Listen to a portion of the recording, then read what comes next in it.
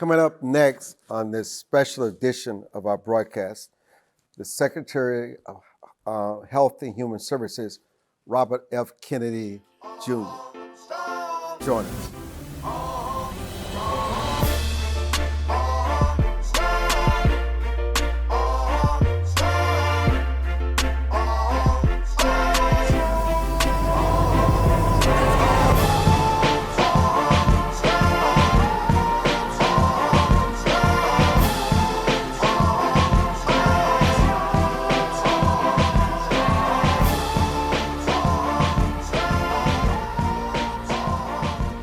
Secretary Kennedy, welcome to our platform. Thank you so much.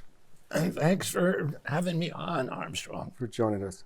You know, our conversation today is to give the American people a chance to know you, not necessarily in your role as Secretary of Health and Human Services, but the human being. I believe in the time I've known you, that faith is a big part of who you are. And what is often lost sometimes are in sound bites. And so I just want to talk about the impact that your mother, Ethel, and faith, how it has shaped your value system and who you are. I mean, that's a big subject. I mean, I was raised in a, very, I'd say, pious Catholic milieu.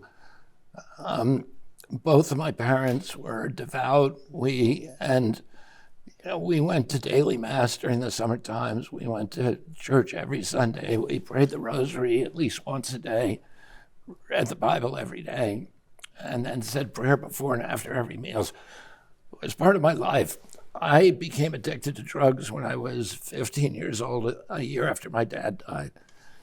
And I was addicted for 14 years. And when you are living against conscience, which addiction requires you to do, you push any notion of God over the periphery of your horizons. And so if you had asked me during that period, do I believe in God? I'd say, yeah, but to me it was a theoretical construct. It wasn't part of my daily life. And I got sober in September of 1983.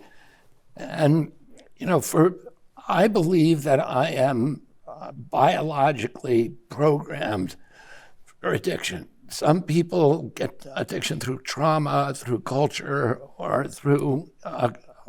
just through the environmental causes. I believe that I was born an addict, and it ran particularly in my mom's family. And that I'm biologically hardwired to drink and drug myself to death. And the only thing, and this has been shown again and again, that can overcome that kind of biological drive is a spiritual fire. And so the 12-step programs, I've been in recovery for 43 years, and those programs are intended to induce a spiritual awakening. And then through daily service, renewing it, because you have a spiritual awakening. It's a one-day reprieve, and it has to be renewed constantly.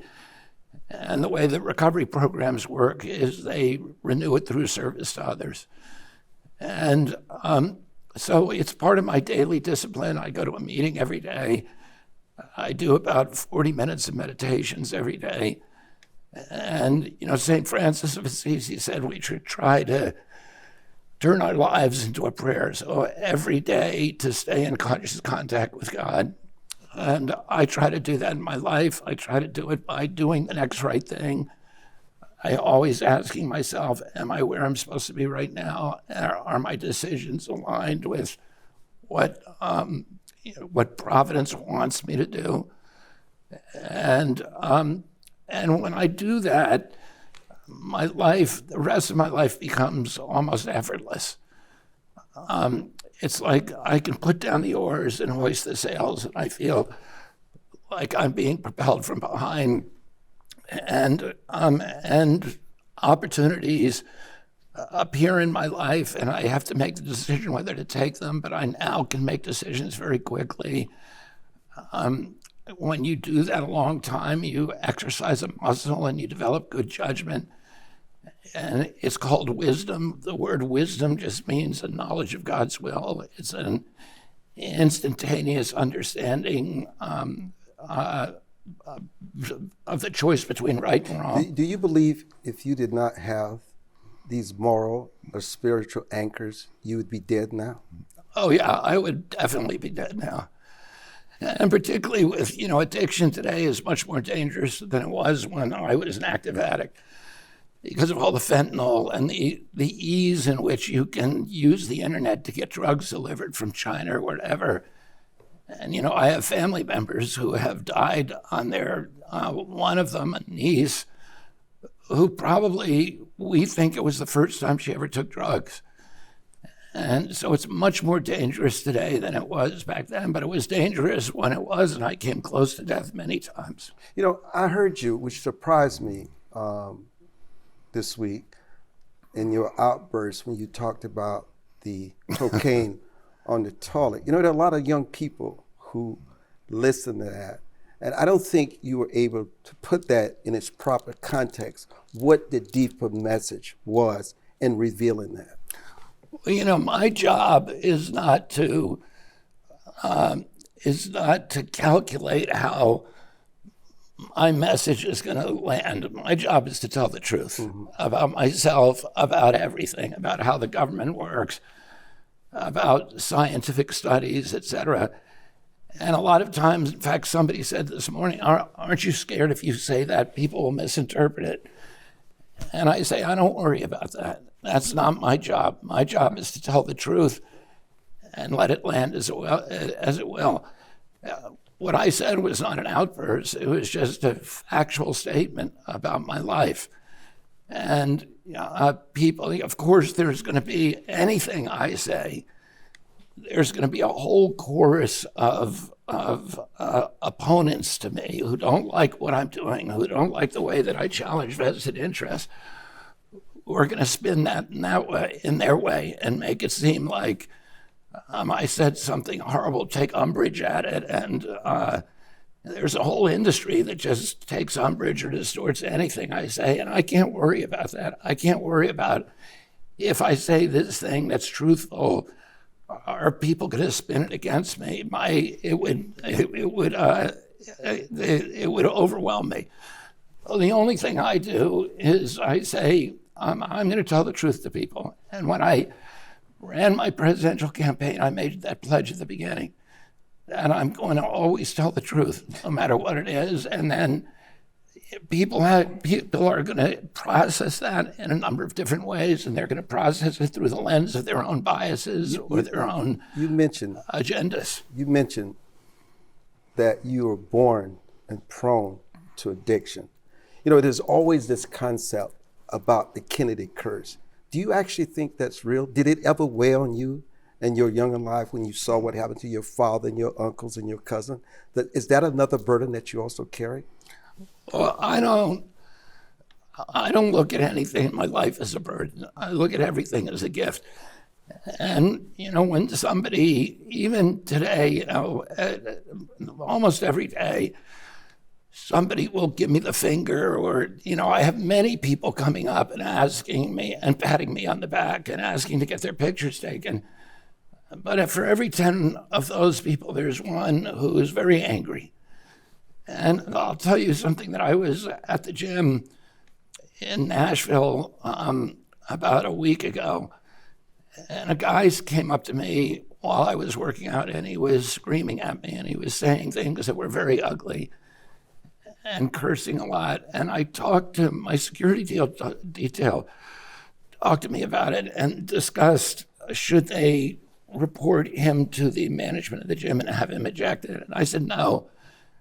I said, that guy is a gift to me, because he's whoever talks to you, whether it's a big conversation, it's God talking to you. And I have to say, what does God want me to learn from this interaction? And, part of it is it keeps me humble, because I had 10 other people at that gym who came up and said good things about me. And if that's all I heard, it would not be good for me. It would feed my vanity. And then also, I have to understand that that man has something to say. He's angry at me for something. And every one of those interactions is an opportunity for me for self-examination and say, well, maybe he's right about something. And I have to go through that exercise and going Where do you through find the strength to come to that resolve within yourself, that you cannot be angry at the person who hurled insults to you, but you take it as a moment to learn? Well, I mean, in the end, it's pragmatism, because if you harbor resentments, if you let other people's anger into you, and they're controlling your life, they're living in your head rent-free, talking to you. Resentments are like swallowing poison and hoping someone else will die. It actually is very, very destructive to you. So I can't afford to walk around with resentments. And the way that I do that is I practice forgiveness. I try always, if somebody comes at me with hatred, to respond to them with love. And that frees me, because anytime you have hatred, it blocks the flow of divine energy into you. And it blocks your effectiveness as a human being. And I rely on, a constant pipeline of miracles in my life. At this agency, I've got 62,000 people working here. I have a big family with 7 kids, and stuff goes wrong all the time. And there's crises. If I let them, there's crises every day. And I have to look at every crisis, not as a crisis, but as a task. And how am I supposed to respond? And I can't allow negative feelings into my life, because that blocks God's energy from coming into my life, and it stops me from being an effective human being. It's that energy and all the little miracles that come with it that make me effective at what I do. And, if I do something selfish, if I do something self-centered, if I, let anger or envy or pride or any of those negative, any of that negative energy into my life, I become ineffective very, very quickly. So obviously you hold that same belief when it relates to your own family. When they criticize you, when they misunderstand you. I know your cousin Tatiana passed away. No one knows the inner workings of a family, but obviously you've never talked, but obviously you had to feel something when something like that happens and she passes away, because it's still your bloodline. Well, and she passed away, I'm very sorry for her and her family. But the criticism that my family has made of me does not bother me. It's it's a gift, because every time you face adversity in your life, it's an opportunity for spiritual advancement. Pain is the touchstone of spiritual growth. And if you look at those things as a gift and practice acceptance, and just say everything that's supposed to happen was meant to happen, that God wants to happen, and what am I supposed to do with it? Somebody dies. I had 2 brothers who died. I've lost 2 of my nieces during COVID. And these are terrible tragedies, but I was able during those times to console people. I knew what to say to people to make them feel better, to share the grief, and to bring people together in love and unity, rather than doing something selfish which would have driven people apart. So pain is a gift that God gives us to allow us to use our divine capacity to turn evil things into good, to bring order out of chaos. And that's our job, as we walk through life. And so if I look at that and don't take it personally, which I don't, I'm capable of being philosophical about injuries or criticisms when they happen to me. All of that stuff becomes a gift. And, anybody that I've admired in my life, historical figures, whether it's Alexander the Great or Charles Darwin or St. Francis of Assisi, all of them went through loneliness and isolation and a sense of failure by the world standards. And they were able to go through those things by embracing the pain and embracing the defeat and not letting them, and being relentless and not letting it defeat them. Secretary Kennedy is our guest. I'm Armstrong Williams, and we'll be back.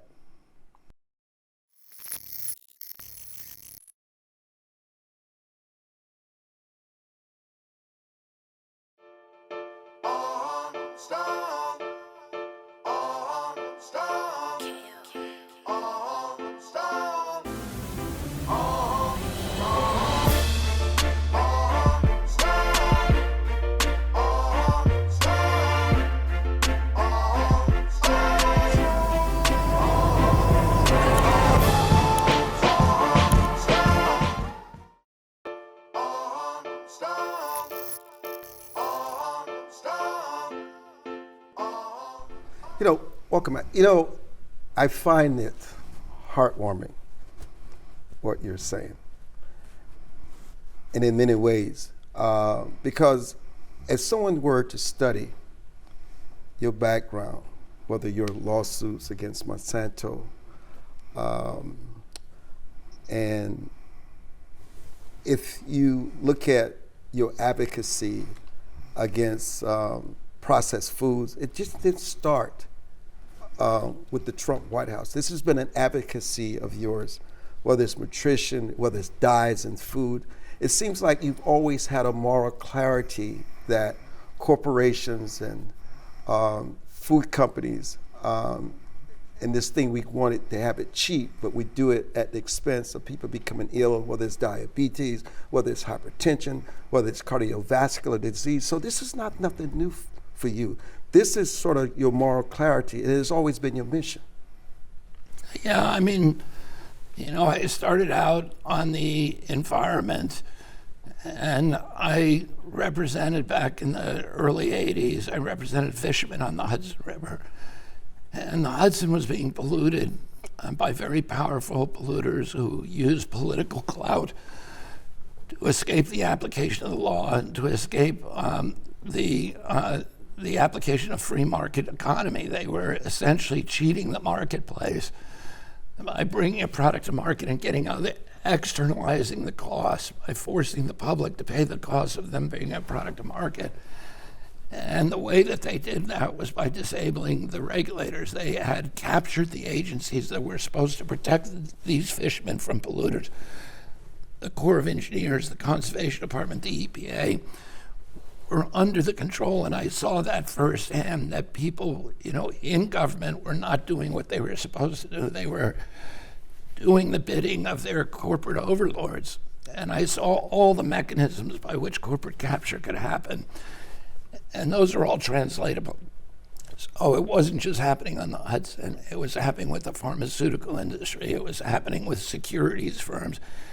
It was happening with the big tech companies. They all have this ability to disable democracy by capturing the agencies that, the regulators that are supposed to be regulating them. They turn them into sock puppets for their profit taking.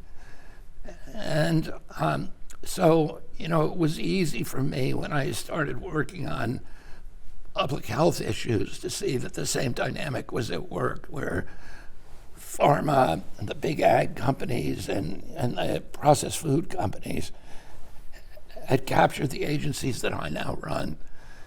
And they had given us a food pyramid that was essentially written by corporate lobbyists that put Fruit Loops, which is not a food, at the top of the food pyramid. It is a food-like substance that actually poisons you. And they're recommending that for little children. So, there was a disconnect between the mission of this agency and actually what it was doing on the ground. And my job at this agency has been to end that corporate capture, and that's what President Trump wants me to do. He's been in business his whole life, and he sees the same thing at work. He's very, very pro-business. he also understands greed and corporate overreach, and he is merciless against companies that are taking advantage of their power to profiteer on sickness and on pollution. Does it surprise you that fate would have it for you to carry out your true mission on a platform with real power as Secretary of Health and Human Services, that it would be during the Trump years? Because it seems as though while you would have so little in common, in fact, you have much in common. He seems to give you such leeway, such power to do just what you want to do. Yeah, it's something that I would have never predicted. But, life is unpredictable, and we all have to be opportunists and see opportunities when they come. And President Trump is, the President Trump that I imagine, the caricature that you see in the press all the time of the kind of narcissistic bombast who is uneducated and is not thoughtful and lacks compassion. The actual person is actually the opposite of those things. He's extremely detail-oriented. He's an encyclopedia in many areas, in business, in sports, in the arts, in architecture, in building. He knows how to, above all, he just knows how to get things done. He understands the uses of power probably better than any president that I can name, and I'm pretty familiar with all the presidents. So I don't think we've ever had somebody who understands the use of power that he does, and the boldness with which he moves and which he expects us to move, I think has inspired all the people who work here right now to do things that people told them before were not possible. And we've managed to do that. I mean, we've gotten MFNs, which is, we were paying for 40 years, we were paying the highest drug price of any country in the world. Now we're paying the lowest. Every president's promised to do that, and all of them have said it's insurmountable. You can't do it, but we were able to do it. Prior authorization is one of the most frustrating things that encounters that people have with the medical system, where you go in and your doctor tells you you need a knee replacement, and then you can't get the insurance company to approve that for 6 months or a year. We've ended that. We've got all the insurance companies in to agree to get rid of those kind of prior authorizations. We're doing price transparency, which every president has promised and none has been able to achieve, where every hospital now and every provider will be required to post the prices beforehand. How much does it cost to have a baby? If you're a woman, you go 9 months and you will not be able to answer that question because the hospital won't tell you. And when we looked recently in New York, the 30 hospitals around New York, the lowest cost was $1,300. The highest cost was $22,000, because we now know. For the first time, we know, and we're going to make them all tell. And that discrepancy, that range of prices only occurs because there's no market because of the secrecy. We're now ending that secrecy. We've changed the GRAS standards. We're getting rid of them so that people can't just put chemicals in our food anymore. We got rid of all the 9 petroleum-based food dyes. All the companies have agreed to remove those. And we're making baby formula safe again for the first time. So all of the things that we've accomplished are things that people have recognized, Democrats and Republicans have recognized as problems for generations, and nobody's been able to fix. But because we have a president who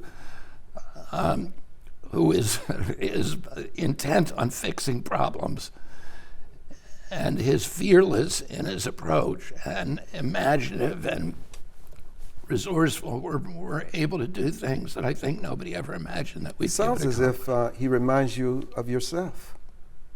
President Trump? Yes. Well, I wouldn't say that. I think that he's got certain characteristics. Well, I think he's willing to challenge orthodoxies, and he sees he sees the corruption in the same way that I see it. But he's a very different person, and he has a range of talents that I don't have. So let's talk about when you talk about the processed foods, changing the loophole of grass.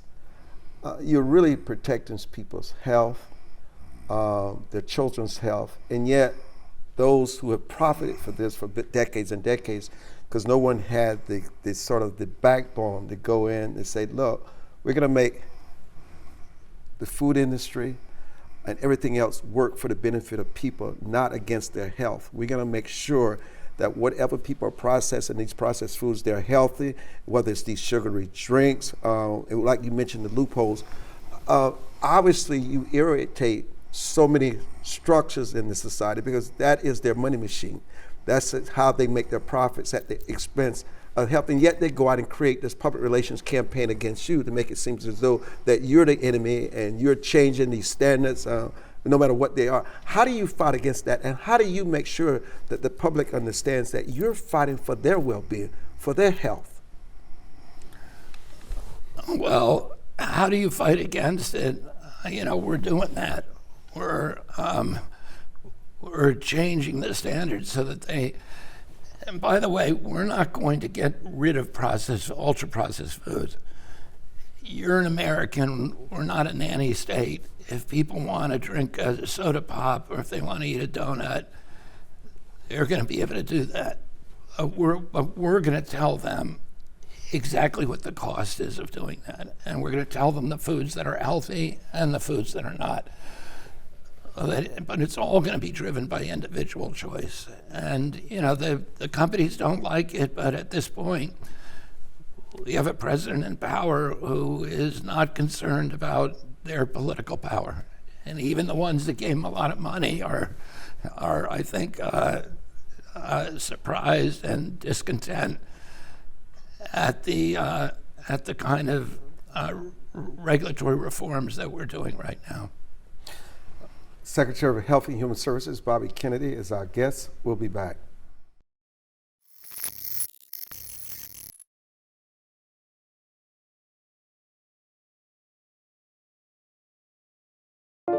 It is easier to build up strong children than to try and repair broken men. The streets are plagued with crime, violence. There's a lot of poverty, and it's all a result of lack of education that's happening in our schools. So it really is a crisis. We come from very different political perspectives, but we've come to the same conclusion, and that is there is a crisis in the classroom. Children are being deprived of quality of life because they're being deprived of a good education. We must solve this problem. It's incumbent upon all of us to join hands together to get this done. We can't afford to wait one more day before we address these issues, because every day we lose another child. Let's stop the politicking. Let's stop the games. Let's really do something to give these kids a real chance at life and being a part of that American dream. We need accountability for funding.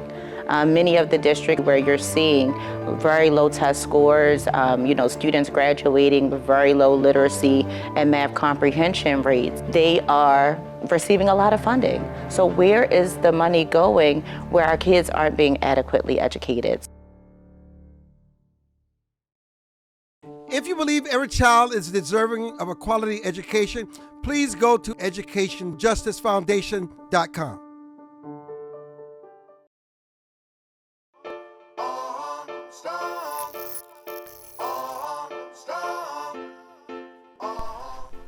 I'm just curious. You're speaking about President Trump and how he is up in it and changed government forever. Does he ever consult with you when he's considering his changing the name on the Kennedy Center, where he places his name besides that of your uncle, or do you just stay out of it?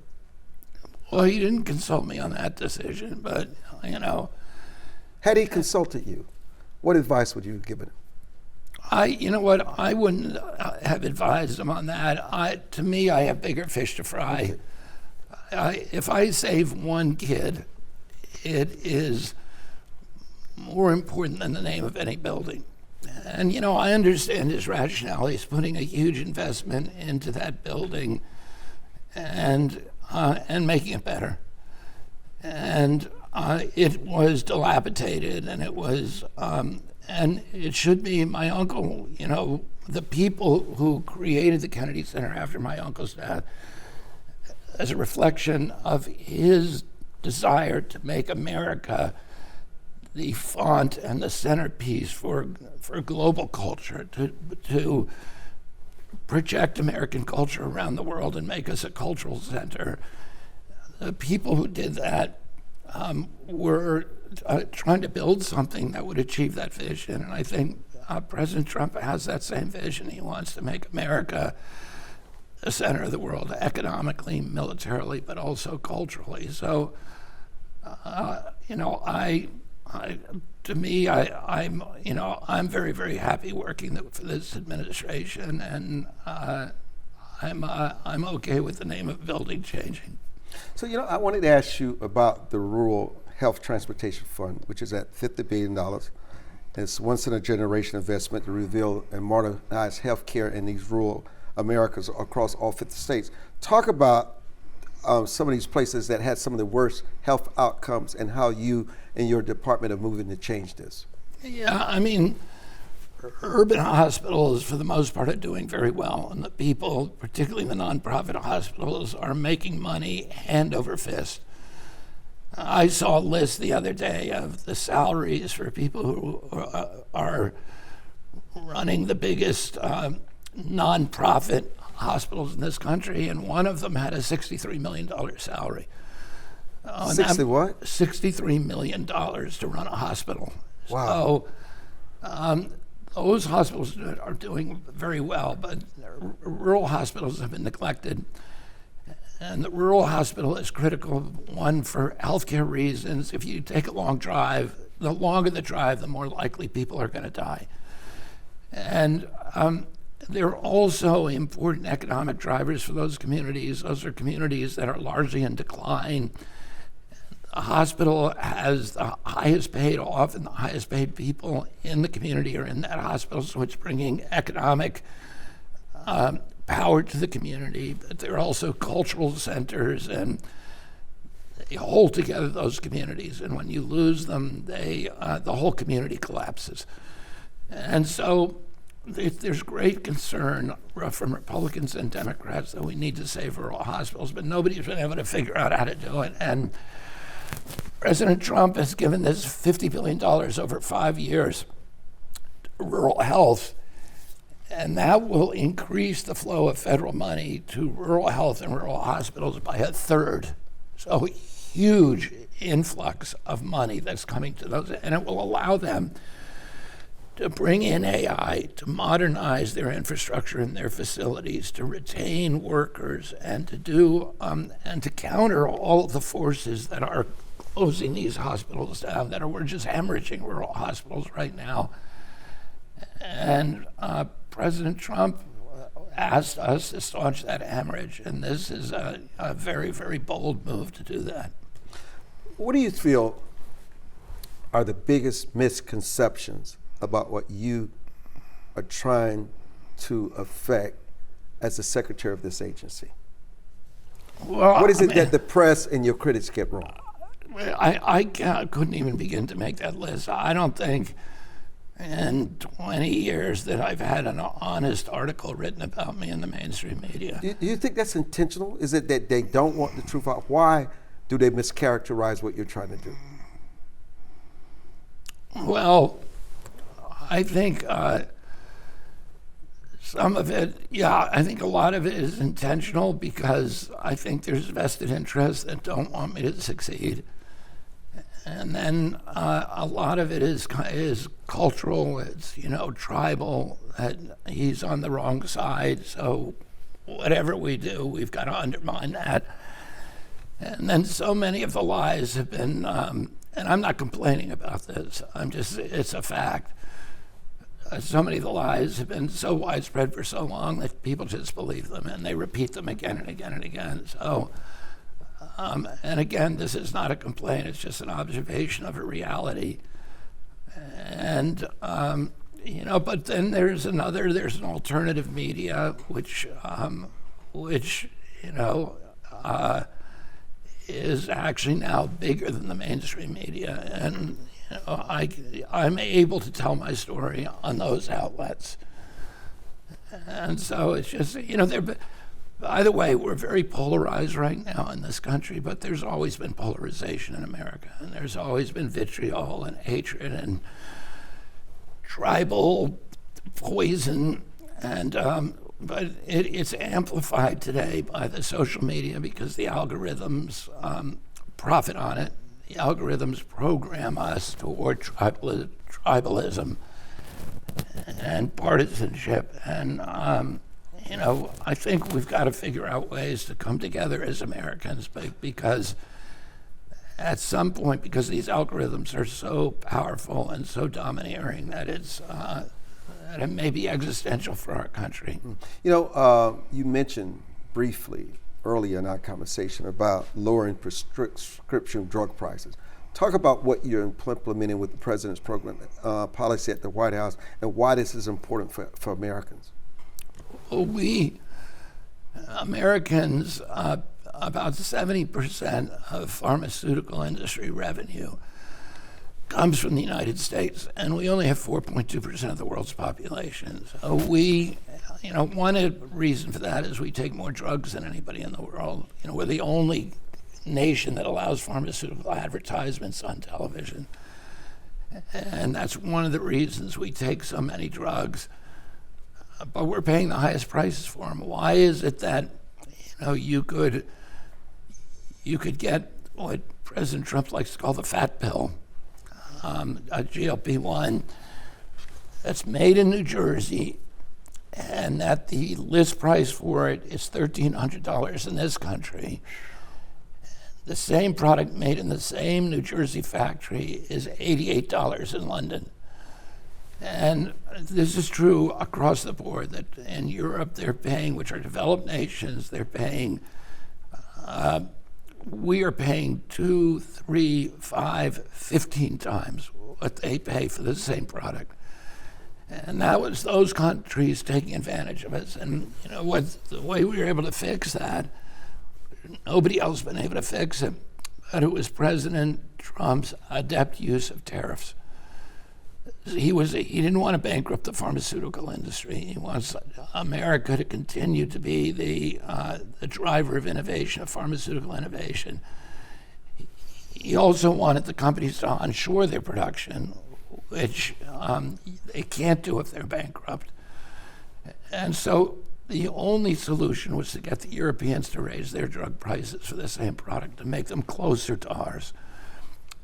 And that's what we were able to achieve, using tariffs and using a really good negotiating team with the pharmaceutical. We were able to bring 16 of the 17 pharmaceutical companies to the table and agree to give us the lowest price in the world, where they had been giving us the highest prices in the world. And that's going to benefit every American. It's about affordability, and drugs are already dropping in price right now, and you're going to see them to continue to drop. People can go to Trump RX and get the cheapest price in the world.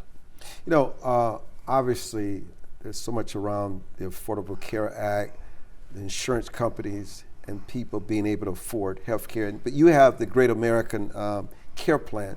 Talk about that and how that could be a game changer.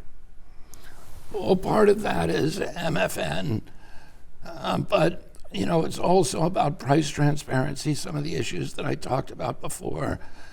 The insurance companies are now going to tell us what the hospitals and doctors are going to have to tell you before you go in there exactly what their price schedule is. So, if you go to a restaurant, the prices are all on the menu, and you can make a choice.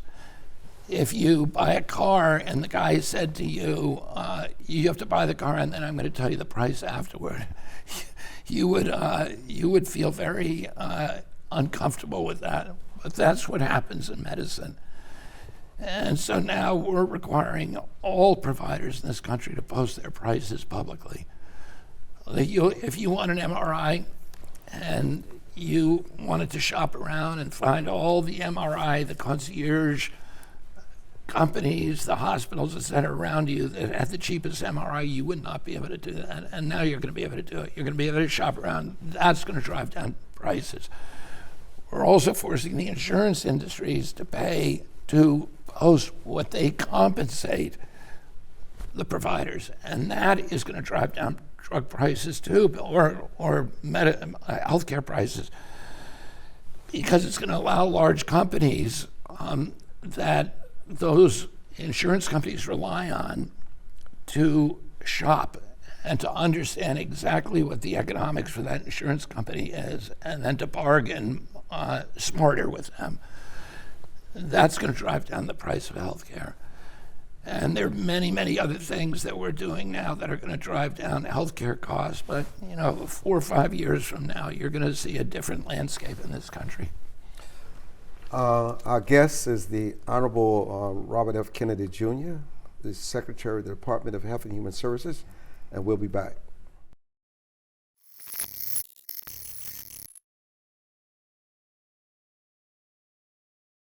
As a home buyer, you need a lender who cares about your home ownership dreams.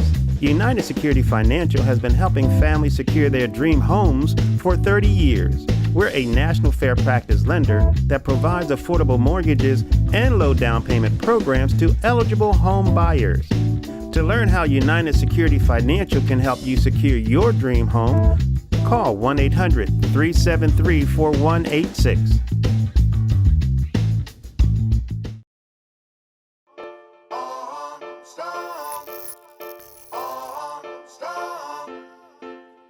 Mr. Secretary, I started the conversation about your values and your faith. You once lived in this city. You spent a lot of time at Hickory Farms. I'm interested in the things when you talk about your struggles, but one of the things that I've read is that, how you study, how you read, how you prepare, how you write, how you do your research, and that you're so immersed in it because you want to get it right. You want to research the fact. Talk about the importance of that. I think a lot of that, maybe some of it is natal or atavistic for me, but I think a lot of it came from litigation. I spent 40 years suing big companies, and when you do that, you have to understand the whole landscape, and you have to have a mastery of every fact. You're cross-examining very smart people, or scientists and experts, and they can make you look like a child if you don't know more than they do about their own subject. In some cases, about the narrow part of their subject that the litigation concerns. And so I think I got in the habit of that just out of terror of being, of losing the case or looking bad. I had to understand everything about, how it worked, and so I just think I got in that habit over years. It doesn't matter how busy you are as Secretary of Health and Human Services. Sports, exercise, family. It's always a priority for you. Yeah. Elaborate, please. Well, it's like when you get on an airplane and they tell you if the oxygen comes down, if the plane is robbed of oxygen and the mask drops, put your own on first, because if you don't take care of yourself, you're not going to be any good to anybody else. And so I think, and that's what my recovery program tells me, I've got to make that first in my life, because anything I put in front of that, I'm going to lose. And so those are my priorities, and my family is my number one priority in my life, and my wife knows that, my kids know that, and I think that's got to be true for all of us. So, I think we all have to have an hierarchy of priorities, and I think for most of us that's the healthiest priority, is to make your family first. Are you driven out of fear and insecurity? I would not say so. I would say, I had dinner with a friend of mine yesterday, and I said to him, I really don't think I have any ambition to do anything other than helping these children. So that drives me, to end the chronic disease epidemic. And in terms of, myself, I'm going to be happy and content wherever I am. Well, what is that? What is happiness for you and contentment? For me, I know what it is. It's peace of mind. It's being, at ease with my own conscience. I think that's where it comes from. And then, being able to enjoy my life and trying to stay in a posture of gratitude wherever I am, to look for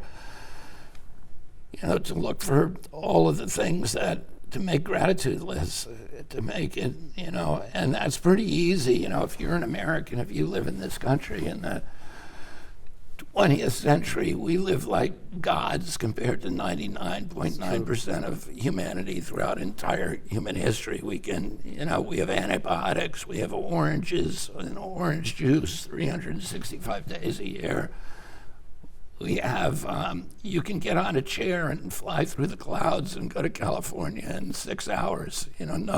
It's like miraculous what we can do. And if you start thinking about those things, rather than thinking about all the things that are going wrong in your life, it makes you grateful. And gratitude ultimately is a choice. If you're not clinically depressed, but gratitude is a choice for all of us. We can change our attitude on a dime if we just say, okay, instead of being fearful, instead of being anxious, instead of being worried, I'm going to be grateful. And it's a much better use of your time. There's nobody in human history who's ever gotten to their deathbed and said, I should have spent more time worrying. Worrying is actually like praying for bad things to happen. It's a negative vibration, and it pulls bad things to you. Whereas if you're grateful, it's the law of attraction. It attracts good things to you, and so we're all, you could have, it's the way that you process your reality. You could have two people shoveling manure, and one of them could be cursing and grumbling, and the other could be whistling and smiling. It has nothing to do with what's happening in your reality. It's just the way that you choose to process your reality. And we all have a choice to be grateful, and to do that all. And that's what God wants us to be. He wants us to be grateful and to see the bounties that we've been given, rather than look at, the focus on the things that we don't have. You should want what you got, right? Want what you got and be grateful for it. So as we wrap this up, some people would see you were born in this storied family, the Kennedys, the legacy, the service, the leadership, and then you talk about your struggles. And yet, even with your struggles, you go on to Harvard, get a degree in philosophy, you go to Pace University, you get a master's. I remember reading about you in 1999 when they honored you as a protector of the planet. Obviously, despite all the obstacles, you found reason to propel forward no matter what challenges you've had. Yeah, I think I try to live my life without having expectations, without looking at the outcomes, and focus on my actions, which is the only thing I have control over. None of us have any control over anything except for our own actions. The only thing I control is this little piece of real estate inside of my own shoes. And that is what I'm going to have to answer to God for. What did I do in whatever circumstance I'm set? And if I just focus on, okay, what am I doing? then I can look myself in the mirror and I can feel at peace no matter how bad life is at the time. And how many defeats and, humiliations or whatever. If I focus on my own conduct and make sure that I keep doing the next right thing and let go of and be indifferent to the outcomes, be indifferent, if those are in God's hands. And if I don't have expectations, then I never get disappointments. And if I'm not disappointed, and I never get my soul crushed, and I can't be defeated because I'm always going to get back up again and focus on my own behavior and not focus on what's happening around me or whether it's working or not. Just to focus on the actions that I can control, which are the actions that, I'm making inside of this body. And finally, what would you like for your legacy to be here as the Secretary of Health and Human Services? I'd like to end the chronic disease epidemic in our kids. And you're doing that? We've started down the road. With pride. You enjoy what you do. I do enjoy I can it. I tell. love the job, and I'm having a lot of fun. And when the job ends, however it ends, I'll have fun again. You have fun again. Will this be your last stint with public service? Either running for office or being appointed to a cabinet position? I can't predict what the future will be, but I don't intend to run for public office. Mr. Secretary, I cannot thank you enough for joining us for this edition of the show. I just love your candor. You're really at peace with yourself, and you know who you are. You don't apologize, and that strength comes from something that is deeply rooted in you when you overcome obstacles. Because you've seen the best and the worst of life, but your calling is serving, and you enjoy what you do most, especially in a role like this. It gives you the perfect platform for everything that your life has prepared you for. Thank you, Armstrong. Thank you, Mr. Secretary. Armstrong.